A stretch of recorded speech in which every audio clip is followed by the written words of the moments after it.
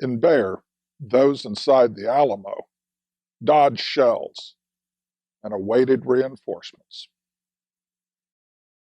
At the same time, at the town of Washington, delegates from the various Texian municipalities gathered to create a new government and settle the issue of independence from Mexico. Indeed, on February 7th, the Bear garrison had elected Sam Maverick and Jesse Badgett to represent them at the pending conclave. The vast majority went whole hog for independence. War Party hotspur William Barrett Travis had, of course, long supported that ambition. In a March 3rd letter to the convention, he affirmed, "If independence is not declared, I shall lay down my arms, and so will the men under my command. But under the flag of independence, we are ready to peril our lives 100 times a day." All this talk of independence will likely mystify attentive students. Back in November 1835, Texian representatives had voted to support Mexican federalism and the Constitution of 1824. Now, less than 4 months later, many of the same delegates were clamoring for independence. What had changed? Actually, a lot. Texas leaders understood that they could not win the war alone.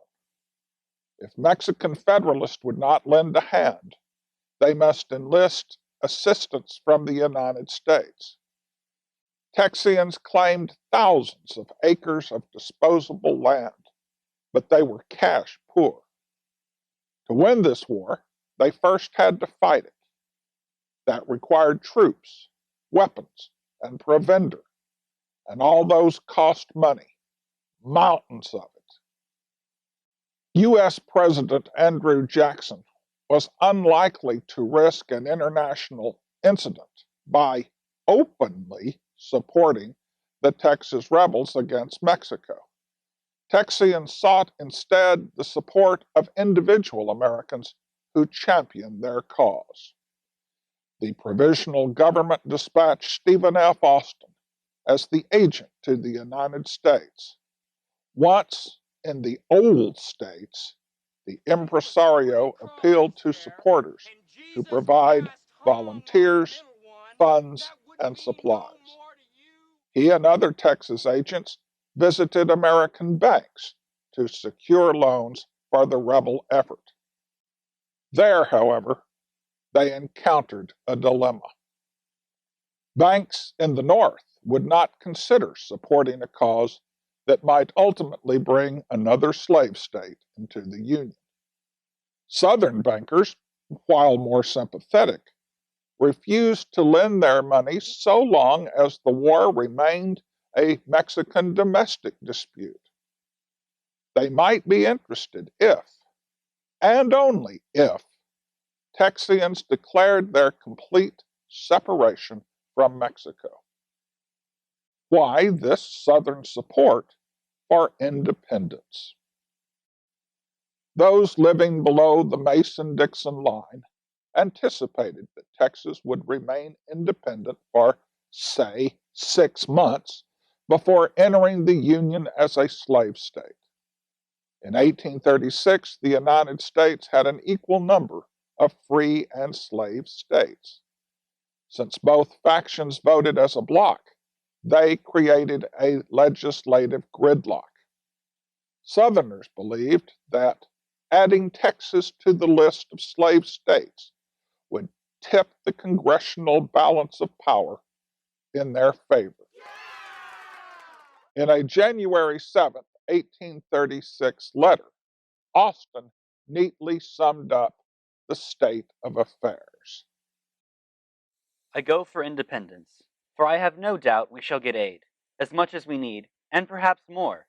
And what is of equal importance, the information from Mexico up to late in December says that the federal party has united with Santana against us, owing to what has already been said and done in Texas in favor of independence, so that our present position, under the Constitution of 1824 does us no good with the Federalists, and is doing us harm in this country by keeping away the kind of men we most need.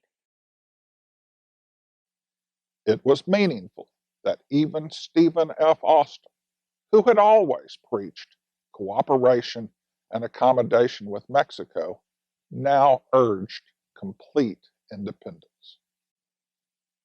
The day that the War Party members had prayed for had arrived. The majority of Texians had finally come around. By March 1st, nearly all of the delegates judged that their best hope rested on separation from Mexico. At the time, Texians did not consider a declaration of independence an especially momentous occasion. Most representatives arrived at the Washington Convention knowing full well that independence was a foregone conclusion. Tennessee native George C. Childress called the convention to order and introduced a resolution authorizing a 5-man committee to draft a Declaration of Independence. The delegates adopted the resolution and named Childress as chairman. The committee completed a rough copy in one day. Many claimed that Childress had arrived in Washington with the draft in his saddlebags. Virginia Observer Fairfax Gray captured the insouciant nature of the proceedings in his diary, but they impressed him so little that he did not even record author Childress's name correctly. The convention met pursuant to adjournment. Mr. Childress, from the committee, reported a Declaration of Independence, which he read in this place. It was received by the House, committed to a committee of the whole, reported without amendment, and unanimously adopted in less than 1 hour from its first and only reading. It underwent on discipline, and no attempt was made to amend it. The only speech made upon it was a somewhat declamatory address in committee to the whole by General Houston. And it was done. Henceforth, the war was no longer one to sustain the Federalist Constitution of 1824, but rather sought to uphold the sovereign Republic of Texas. The delegates assembled on March 1st and declared independence on March 2nd. Never had so many politicians weighed so quickly a question of such momentous importance. Childress's prose may have lacked the elegance of Thomas Jefferson, but he at least followed his form. Jefferson's 1776 document was a litany of complaints against George III and Parliament. Childress's enumerated Texian grievances against Santana and his centralist regime. Thus, in the midst of commotion, conflict, and chaos, did 59 representatives sign into existence the Republic of Texas and heralded a decade of autonomy singular in the annals of American history. Although Travis and his men inside the Alamo never learned of the Declaration, the knowledge that they were now fighting for a sovereign nation would have thrilled them. They might have been less pleased to know what they were about to sacrifice to preserve that fledgling country.